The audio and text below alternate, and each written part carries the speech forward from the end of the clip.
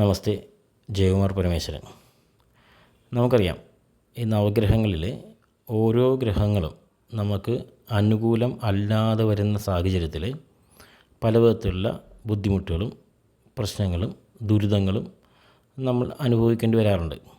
ഇതിനൊക്കെ ഓരോ ഗ്രഹത്തിനും ഉണ്ടാകുന്ന അല്ലെങ്കിൽ ഓരോ ഗ്രഹത്തിൻ്റെയും ദോഷ സമയത്ത് ചെയ്യാൻ പറ്റുന്ന ഒത്തിരി കർമ്മങ്ങളുണ്ട്.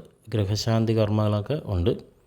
അതുകൂടാതെ തന്നെ നമുക്ക് ഒരു കർമ്മവും ചെയ്യാതെ നമുക്ക് ചില കാര്യങ്ങളൊക്കെ ദാനം ചെയ്താൽ ഈ ദാനത്തിലൂടെ നമുക്ക് ഗ്രഹദോഷങ്ങളെ പരിഹരിക്കാൻ പറ്റും.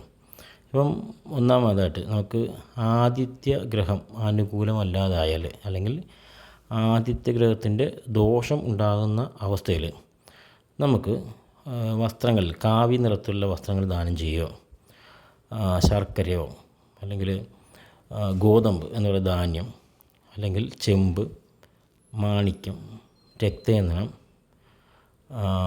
താമര ഇത്യാദി കാര്യങ്ങളൊക്കെ അല്ലെങ്കിൽ ഇതിൽ ഏതെങ്കിലുമൊക്കെ നമുക്ക് ദാനം ചെയ്യാൻ സാധിക്കുകയാണെങ്കിൽ ആ ദാനത്തിലൂടെ ആദിത്യഗ്രഹത്തിൻ്റെ ദോഷങ്ങൾക്ക് ശാന്തത വരുന്നതാണ്. ഇങ്ങനെ ദാനത്തിലൂടെ എല്ലാ ഗ്രഹത്തിൻ്റെയും ദോഷങ്ങൾക്ക് നമുക്ക് ശാന്തത വരുത്താവുന്നതാണ്.